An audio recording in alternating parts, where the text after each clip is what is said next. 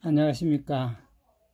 오늘은 아파트를 소유하면 건보료는 얼마를 더 내야 하는 것에 대해서 알아보겠습니다. 오늘 얘기하는 내용은 지금 2019년 8월 기준, 현재 기준으로 살펴보겠습니다.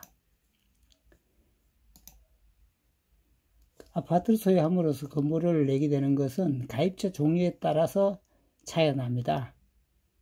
먼저 가입자 종류에 따라서 건보료 나오는 금액을 계산하면 직장 가입자는 보수월액보험료에 건보료율을 계산해가 나오고 지역 가입자는 소득 등급별 점수 플러스 재산 등급별 점수를 합산해서 그 점수당 금액을 곱해서 납부보험료를 계산하게 됩니다.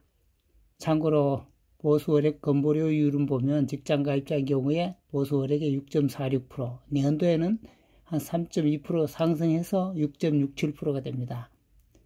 소득금액별 점수는 점수당 올해는 189.7원, 내년에는 195.8원으로 인상이 됩니다.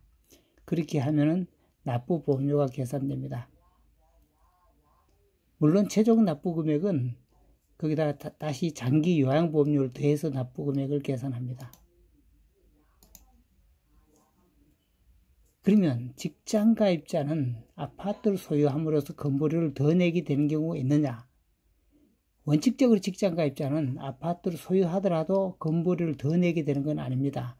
왜냐하면 직장에서 받는 소득 보수월액 보험료만 그 대상으로 보험료가 계산되기 때문인데 직장 가입자라도 더 내게 되는 경우가 있습니다. 직장 가입자가 직장에서 받는 소득 외에 3,400만원을 초과하는 연간 소득이 생기면 거기에 대해서 별도로 보험료를 내야 됩니다. 물론 아파트하고 직접적 관련은 없지만 아파트를 소유함으로 인해서 월 임대 소득 같은 게 생겼을 때는 아파트로 인해서 영향을 받을 수 있겠다는 겁니다. 여기서 참고적으로 보수월액보험료 외의 소득은 이자소득, 배당소득, 사업소득, 근로소득, 연금소득, 기타소득 이런 종류가 있습니다. 이 금액의 합계가 3,400만원을 초과하는 경우가 그렇다는 얘기입니다.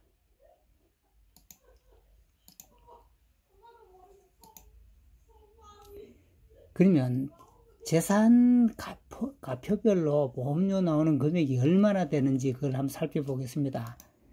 그러면 가령 3억 원짜리 아파트 가표 기준입니다. 이건 시세 기준이 아니라 가표 기준에 3억 원 아파트라면 약 한 12만 9천 원 월, 6억 원 아파트라면 16만 7천 원, 9억 원 아파트라면 18만 9천 원 이렇게 이제 월 보험료가 나오니까 예를 들어서 9억 원 아파트라면 한 달에 19만 원 같으면은 1년으로 타면은 20만 원, 230만 원의 건강보험료가 더 나온다는 거죠.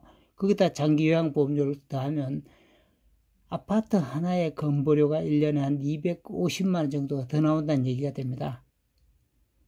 특히 이제 아파트를 가지고 있으면 건보료가 크게 늘어난 대상이 지역가입자입니다.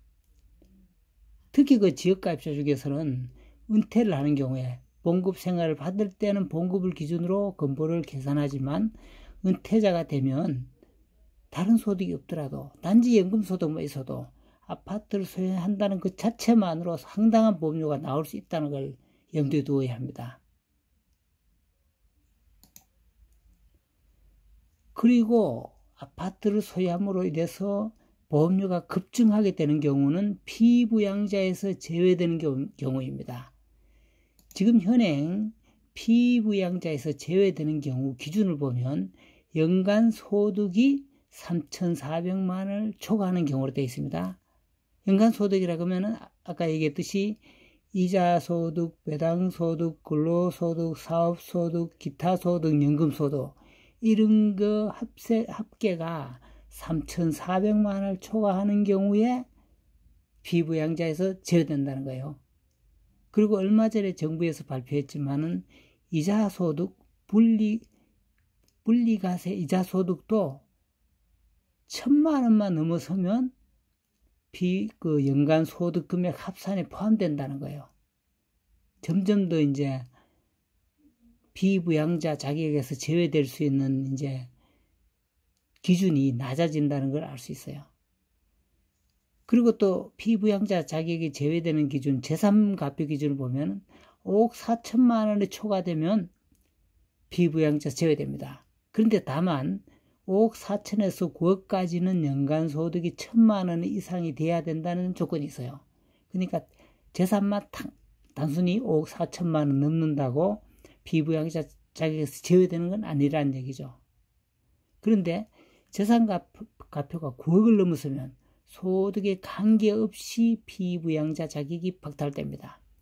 그러니까 예를 들어서 서울시 아파트 같으면 뭐 부모가 자기 명의 그 아파트를 뭐 시세 기준에 한 14억 이상을 가지고 있다. 그러면 아들 명의나 뭐 배우자 명의로 해서 피부양조를 해서 보험료 면제되는 게 안 된다는 거죠. 그런 걸 일단 염두에 두어야 합니다. 그러면 결론적으로 아파트를 소유함으로 인해서 건보료를 얼마나 더 부담해야 되는 경우를 이제 결론적으로 종합적으로 말씀드리면, 직장 가입자는 원칙적으로 재산 소유 여부는 관계없이 건보료에 영향이 없다는 거. 그런데 다만 직장 가입자라도 연간 소득이 3,400만 원을 초과하면은 건보료가 더 나오게 된다는 거. 직접적으로 아파트를 소유함으로 인한 것은 아니지만 아파트를 소유함으로 인해서 임대 소득이 나온다든가 그렇게 되면 간접적으로 영향을 받을 수 있게 된다는 겁니다. 두 번째로, 지역가입자는 재산가표가 5억 4천에서 9억 원 이하인 경우에는 1,000만 이상 소득이 있을 때, 재산가표가 9억 이상이면 소득 여부에 관계없이 재산에 대해서 건강보험료가 부과된다는 겁니다. 그러면 다음으로 피부양자 자격 요건을 넘어서는 경우에도 새로 자녀나 배우자 명의로 건보료를 면제되는 게 아니라 별도로 건보료를 내야 되는 거예요. 그렇습니다. 그리고 다음으로 이렇게 건보료를 계산한 뒤에 장기요양보험료는 별도로 계산을 합니다. 나온 건보료 금액의 8.52%를 계산해서 최종적으로 납부보험료가 계산됩니다.